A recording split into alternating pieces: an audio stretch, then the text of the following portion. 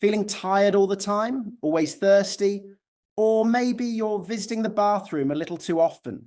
These might seem like small things, but they could be signs of diabetes. Today, we're talking about diabetes, not just the medical side, but what it really feels like, how it affects daily life, and what simple steps can help.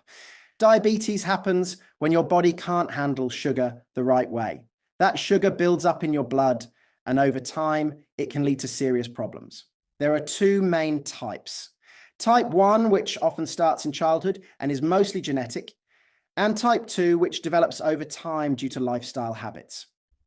Many people don't even know they have diabetes until they feel constantly tired, gain weight, or have blurry vision. The good news is that you can take control. Tip 1, eat clean. Try to eat more vegetables, fruits, and whole grains. Cut down on sugary snacks and processed food. Tip 2, get moving. Go for a jog, a morning walk, or dance to your favorite song. Movement helps regulate blood sugar. Tip 3, don't ignore the signs. If you feel off, check in with a doctor. Early diagnosis can change everything. Diabetes can sound scary, but it doesn't control your life. You do. Start small, stay consistent. Your future self will thank you.